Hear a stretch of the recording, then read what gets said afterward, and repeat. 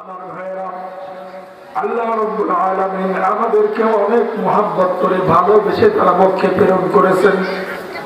আল্লাহ কিন্তু চান না তার একটা বান্দা জাহান্নামে ঝুলুক, ঠিক না ঠিক?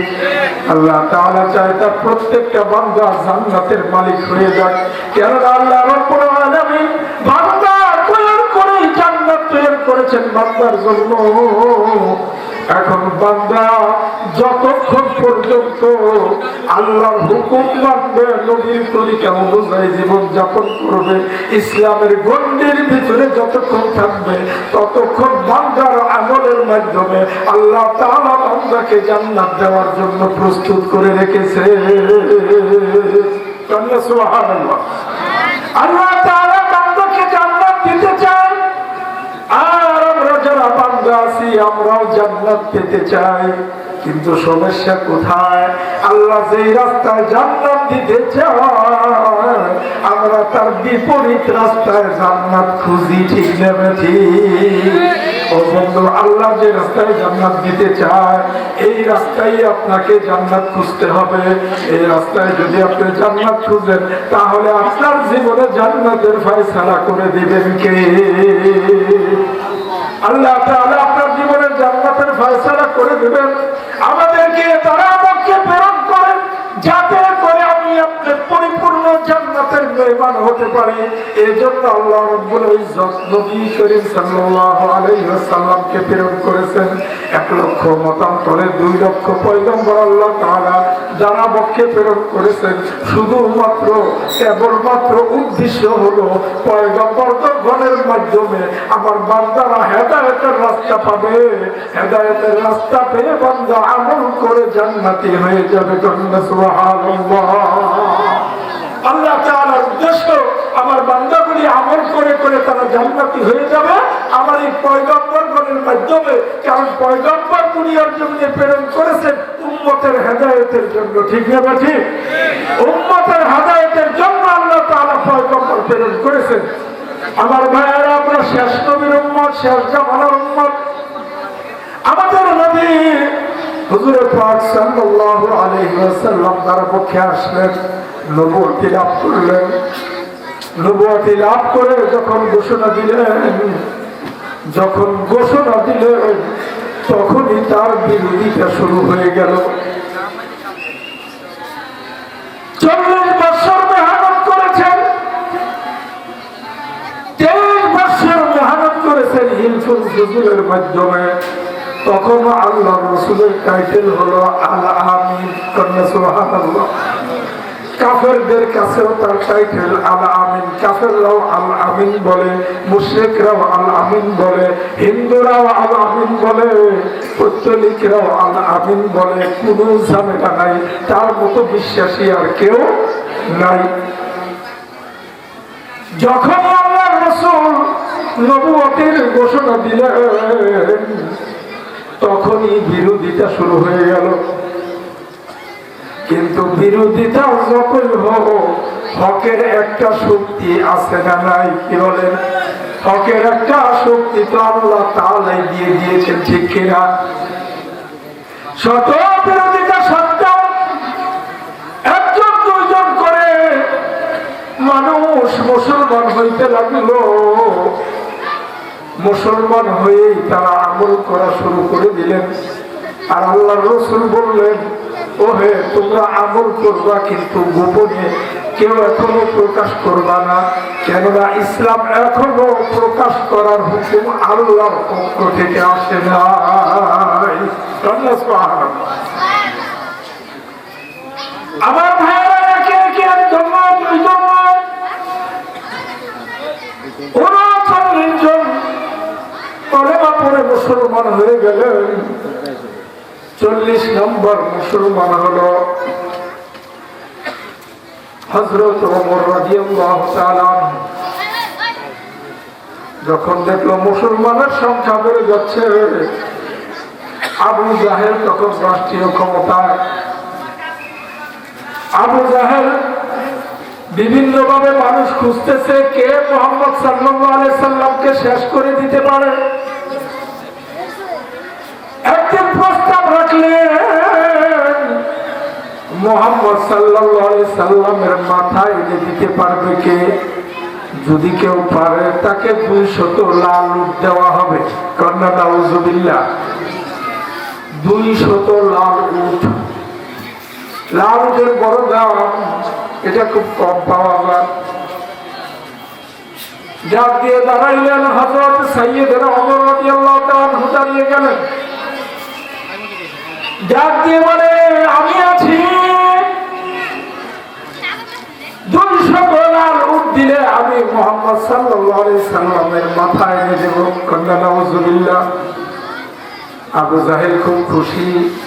ওমর, তুমি পারবা, তোমার দ্বারা সম্ভব। কেননা ওমর ছিল অপ্রতিরোধ্য, উশৃঙ্খল, হিংস্র, খুব শক্তিশালী একজন নওজোয়ান। আবু জাহেল ডাক দিয়ে কয়, ওমর তুমি পারবা, তোমার দ্বারা সম্ভব। যাও যাও, তুমি আসা মাত্র তোমাকে 200 লাল উট দেওয়া হবে। কন্যা নাউজুবিল্লাহ। এবার সাইয়্যিদুনা ওমর রাদিয়াল্লাহু তাআলা আনহু, তিনি নেশা করে চোখ দুটো বড় বড় বানিয়ে লম্বা তলোয়ার হাতে নিয়ে ছুটলেন। নবীজির খোঁজে যাচ্ছেন। প্রতিমধ্যে দেখা এক সাহাবীর সাথে। সাহাবী জিজ্ঞাসা করে, ওমর কোথায় যাও? তোমাকে খুব চেতা চেতা মনে হইতেছে। কয়, হ্যাঁ চেতা আছি। কয়, কেন, কি কারণে চেতা? কয়, আব্দুল্লাহ বুলা মুহাম্মদ সাল্লাল্লাহু আলাইহি ওয়াসাল্লাম, সে আমাদের লোকগুলোকে বিভ্রান্তি করতেছে। নতুন ধর্মের দাওয়াত দিয়ে সে নতুন ধর্মের কিতাব পড়ে, কোরআন শরীফ তেলাওয়াত করে। তার তেলাওয়াত যে শুনে সেই মুসলমান হয়ে যায়। কন্যা সুবহানাল্লাহ। তার তেলাওয়াত যে শুনে সে মুসলমান হয়ে যায়। এই জন্য আমাদের ধর্মের উপরে চুনকালি লেপন করেছে, তাকে খুঁজতে যাচ্ছি, তাকে হত্যা করব। কন্যা নাউজুবিল্লাহ। এবার আল্লাহর বান্দা বলে, ওমর এই কোরআনে কারীম তেলাওয়াত করাই যদি মুহাম্মদ সাল্লাল্লাহু আলাইহি সাল্লামের অপরাধ হয়ে থাকে, কোরআন তেলাওয়াতে যদি তারা অপরাধ হয়ে থাকে, তাহলে তো এই অপরাধের অপরাধী তোমার ঘরেও আছে। এই অপরাধের অপরাধী তোমার ঘরেও আছে। তাহলে তাদেরকে প্রতিহত করো না কেন? তুমি অযথা আগে মুহাম্মদ সাল্লাল্লাহু আলাইহি সাল্লামের মাথা কাটতে যাইতেছো। তার চিন্তা ভাবনা, রাস্তাটা ঘুরিয়ে দিই যাতে করে আল্লাহ রাসূলের সামনে সে না যাইতে পারে। এই জন্য রাস্তা ঘুরিয়ে দিতেছেন। এবার ওমর ডাক দিয়ে বলে, কে আমার ঘরে কি হয়েছে এবং কি হলো আমার ঘরে? কয়, ওমর আমি এই মাত্র দেখে আসলাম, আমি এই মাত্র দেখে আসলাম তোমার বোন ফাতেমা এবং তোমার ভগ্নিপতি আবু সাঈদ, তারা বসে বসে কোরআনে কারীম তেলাওয়াত করতেছে।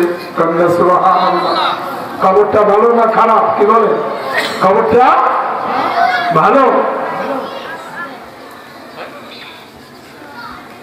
সাইয়্যিদুনা ওমর রাদিয়াল্লাহু তাআলা আনহু ক্ষিপ্ত হয়ে গেলেন। এত বড় কথা! এই বেটা, তোর কথা যদি মিথ্যা হয় তোর খবর আছে। যদি কথা মিথ্যা হয় তাহলে তোর গর্দানটাই আগে কাটবো। এবার ডাক দিয়ে বলে, ওমর আমার গর্দান কাটলে কাটবা, তুমি আগে তোমার ভগ্নিপতির ঘরে গিয়ে দেখো। যদি যায় দেখো তারা কোরআন তেলাওয়াত করে, তাহলে কি হবে? ওমর বলে, তাহলে খবর আছে। আমার ভাইয়েরা, ওমর রাদিয়াল্লাহু তাআলা আনহু তার বোনের ঘরের দিকে ছুটলেন। ঘরের দরজায় গিয়ে দেখে কি যেন গুনগুন আওয়াজ শোনা যায়, কিন্তু আওয়াজটা বড়ই মুগ্ধকর। কন্যা সুবহানাল্লাহ। কোরআনে কারীমের তেলাওয়াত কাফ কাফেরদের অন্তরের মধ্যে সুইয়ের মতো আঘাত করে। সুবহানাল্লাহ। তেলাওয়াতের ইহান তার কলবের মধ্যে আঘাত করে ফেলেছে। বারবার ডাকতেছে, ফাতেমার দরজা খোল, আমি ঘরে আসবো। বোন ডাক দিয়ে বলে, না ভাই না, তোমার আসতে হবে না, তুমি লৌহ মানো, তুমি ঘরে ঢুকে আমাকে মারবা, তোমার আসতে হবে না, তুমি চলে যাও। বলে, না না, তোকে আমি মারবো না, কিচ্ছু বলবো না, দরজাটা খুলে দে। তারপর দরজা খুলে না। যখন দরজা খুলে না, হযরত ওমর রাগান্বিত হয়ে লাঠি দিয়ে দরজা থেকে ঘরের ভিতরে প্রবেশ করে পড়েছে। লাঠি মেরে ঘরের দরজা ভেঙে ঘরের ভিতরে ঢুকে গিয়েছে। আমার ভাইয়েরা, সাইয়েদনা ওমর রাদিয়াল্লাহু তাআলা আনহু ঘরে ঢুকেই তার ভগ্নিপতি সাইদকে লাগাইছেন এক চটকানা জোরে করে। বেদম পিটাচ্ছে। ভগ্নি দেখে সহ্য করতে না পেরে স্বামীকে বাঁচানোর জন্য নিজে এসে ঝাঁপিয়ে পড়েছে। এবার বোনকেও শরীরের সমস্ত শক্তি দিয়ে থাপ্পড় মেরে দিয়েছে। সাথে সাথে বোনের মুখ দিয়ে রক্ত ছুটে গিয়েছে। বোন অজ্ঞান হয়ে পড়ে গেছে। এবার বোনের দিকে লক্ষ্য করে দেখেন বোনের নাক মুখ দিয়ে রক্ত ঝরতেছে। হঠাৎ করে নিজের রক্ত তো কেমন যেন বোনের প্রতি একটা দরদ এসে গেছে। কন্যা সুবহানাল্লাহ। কেমন যেন বোনের প্রতি দরদ আসলো। বোনের শিওরে বসে যাক দেয়, মাথা হাতার পরে বোন ফাতেমা, তুই উঠার করে না, আঘাত করবো না, আর তোকে আমি কষ্ট দেব না, তাড়াতাড়ি। অনেক চেষ্টার পরে যখন জ্ঞান ফিরে আসলো, ফাতেমা ডাক দিয়ে বলো, ভাই তুমি তো আমার বড় ভাই, আপন ভাই, তোমাকে মাঝে গর্ভে স্থান দিয়েছে, আমাকেও তো আমার মা ওই গর্ভে স্থান দিয়েছে। আমি তো তোমার সহোদর বোন, কেমন করে তুমি পারলা নিজের বোনের উপরে হাত তুলতে? আমার উপরে না হয় হাত তুলেছ, ও ভাই, আমার স্বামী তো সে পরের সন্তান, তাকে তুমি কেমনে আঘাত করলা? তাকে তো আঘাত তুমি করতে পারো না। হাজার অপরাধী হলেও ভগ্নিপতিকে তোকে আঘাত করে না। আর আমি তোদেরকে আঘাত করবো না। কিন্তু আমি আসার পরে যেই তেলাওয়াতটা শুনেছিলাম, যেই কালামে পাকের আওয়াজ পাইছিলাম, বন্ধু ওই কালামে পাকের তেলাওয়াতটা আমার সামনে আরেকবার কর, না হয় ওই কালামটাই আমার হাতে তুলে দে। আস্তে আস্তে মন বিগলিত হইতে হইতে এখন গুনার জবাব থেকে আবার তেলাওয়াত শুনতে চাচ্ছে। সুবহানাল্লাহ। এক রামায়িত আসছেন, ওই কালামের পাকের অংশ বিশিষ্ট বিশেষ সে চাচ্ছিল। ফাতেমা ডাক দিয়ে বলে, ভাই আমার, তুমি তো নাপাক। ইয়া আইয়ুহাল্লাযীনা আমানু ইন্নামাল মুশরিকুনা নাজাসুন। যারা মুশরিক, এর মানে হলো মুসলমানের বাহিরে যারা আছে তারা সার্বক্ষণিকভাবেই নাপাক থাকে। কন্যা নাউযুবিল্লাহ। ও ভাই, তুমি তো নাপাক, আল্লাহর কালাম তো পবিত্র, তুমি পবিত্র না হওয়া পর্যন্ত আমি এটা তোমার হাতে দিতে পারি না। এক রাওয়ায়াতে আসছে, সাইয়েদনা ওমর রাদিয়াল্লাহু তাআলা আনহু গোসল করে আসলেন। গোসল করে আসলে তখন ওমরের হাতে এই কালামে পাকের অংশ বিশেষ তুলে দেওয়া হলো। ওমর তো অনেক সুশিক্ষিত ছিলেন, আরবের সবচেয়ে বড় বড় শিক্ষিতর মধ্যে একজন।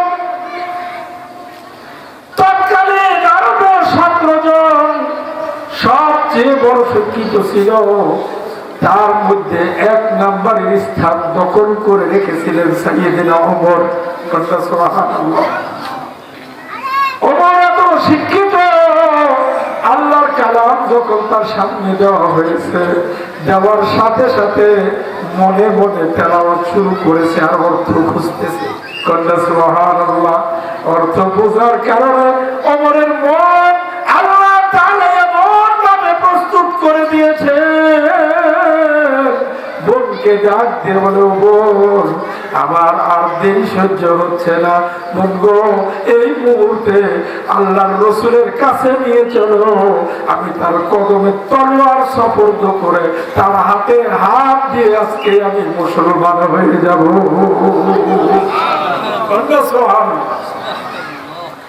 আমার মায়ের হযরত ওমর ছুটলেন নবী পাকের সামনাসামনি যখন যাবেন, এমন অবস্থায় মাত্র 2 দিন আগে নবীজির চাচা আমির হামজা কলেমা পড়ে মুসলমান হয়েছেন।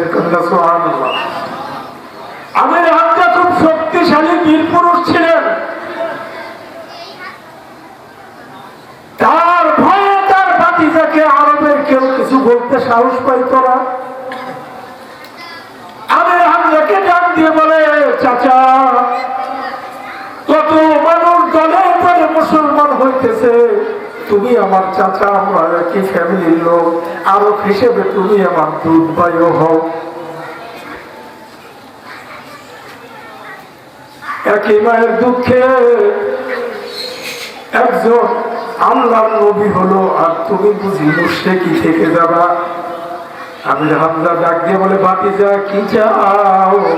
ডাক দিয়ে বলে, চাচা গো তুমি যদি আমার, আমি তো দিনের উপরে তুমি দিনের কালেমাটা স্বীকার করে নাও, তাহলেই তোমার আমার সকল চাওয়া পুরা হয়ে যাবে, এছাড়া তোমার কাছে আমার চাওয়া আর পাওয়ার কিচ্ছু নাই। সুবহানাল্লাহ। আমির হামজা মুসলমান হয়ে গেছে, উনি পাহারাদার। ডাক দিয়ে বলে, ও আল্লাহর নবী আজকে থেকে আমি আপনার পাহারাদার, আমি আপনাকে পাহারা দেব। আমির হামজা পাহারাদার, আমি তো ওমর রাদিয়াল্লাহু তাআলা আনহু যে হাজির। আমির হামজা ডাক দিয়ে বলে, ওমর তুই লৌহ মানব, আমিও কিন্তু লৌহ মানব, আমি কিন্তু আল্লাহর রাসূলের পাহারাদার, তুই মনে করিস না আল্লাহর রাসূলের ক্ষতি করতে চাইলে আমি তোরে ছাড়ব। সুবহানাল্লাহ। ওমর তুই মনে করিস না আল্লাহর রাসূলের ক্ষতি করবি আর আমি তোকে ছেড়ে দেব, প্রয়োজনে তোর তলোয়ার দিয়েই তোকে হত্যা করবো। সুবহানাল্লাহ। আমির হামজার কথা শুনে সাইয়েদনা ওমর রাদিয়াল্লাহু তাআলা চোখের পানি ছেড়ে ছেড়ে কাঁদে। ডাক দিয়ে বলে, আমির হামজা রে, ও আমির হামজা, আমি কিন্তু আল্লাহর রাসূলকে হত্যা করার জন্য আসি নাই। সুবহানাল্লাহ। ওমর তাহলে কেন আসছো? ওমর ডাক দিয়ে বলে, আমির হামজা আমি আল্লাহর রাসূলের প্রেমে আকৃষ্ট হয়ে ছুটে এসেছি, আল্লাহর রাসূলের কদমে তলোয়ার জমা দিয়ে তারপরে আল্লাহর রাসূলের সুন্দর চেহারা দেখে আমি কালমা পড়ে মুসলমান হতে চাই। সুবহানাল্লাহ।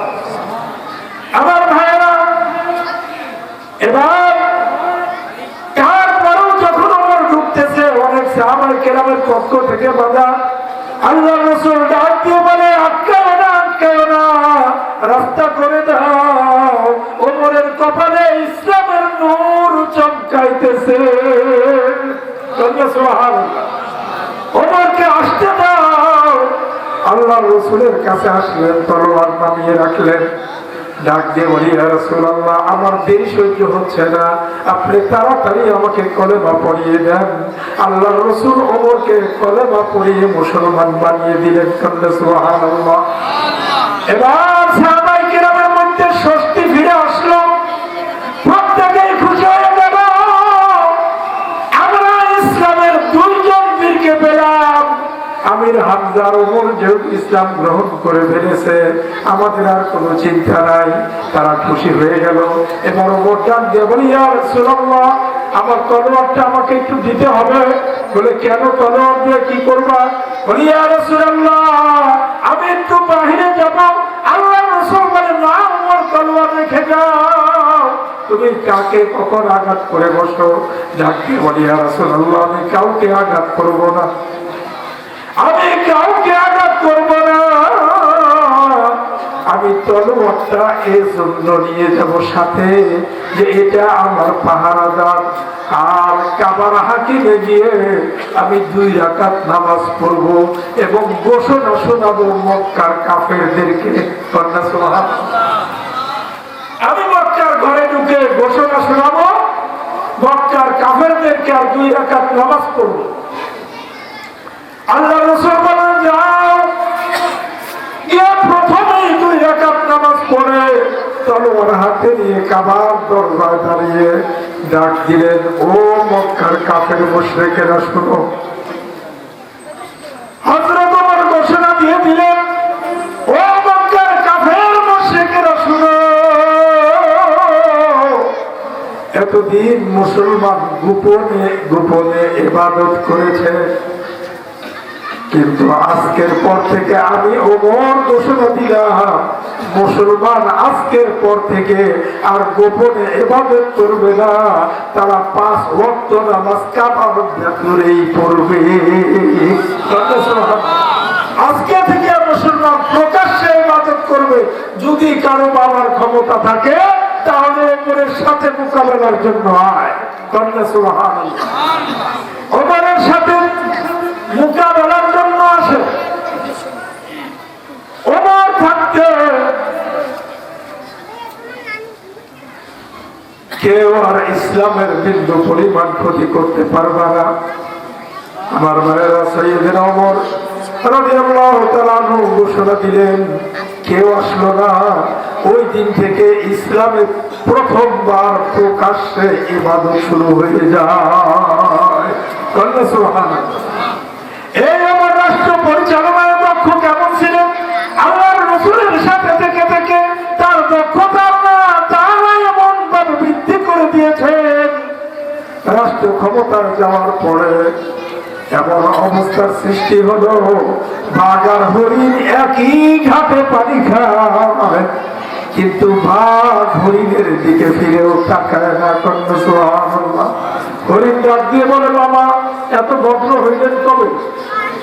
আপনাদের অত্যাচারে তো এতদিন জঙ্গলে থাকতে পারতাম না, এখন আবার কেমনে এত ভদ্র হইলেন? আমাদের দিকে তো ফিরেও তাকান না, ভাগ্যাকে খবর হল না। এবার বাঘ ডাক দিয়ে বলে, মাগিরা চুপ থাক, ওমরের শাসন চলতেছে, যদি আমি কুনাইচা করে তোমার দিকে তাকাই, এই তাকানোর জন্য ওমর অ্যারেস্ট করে আমাকে মদিনায় নিয়ে বিচার করবে। ওমরের শাসনের কারণে দুনিয়ার জমিনে ইসলাম এত সুন্দরভাবে প্রতিষ্ঠিত হয়েছিল, যেইভাবে ইসলাম প্রতিষ্ঠিত অন্য কোন শাসকের বেলায় আর হয় নাই। তো এখন যেহেতু সময় চলে এসেছে, এই সময় আমরাও চাই ওমরের মতো গুণগত মানের একজন শাসক আমাদের মাঝে আসুক। আমরা চাই কি চাই না? কে কে চাই? দয়া করে আল্লাহকে হাত দেখিয়ে দেন। আমরা সবাই চাই তো ইনশাআল্লাহ।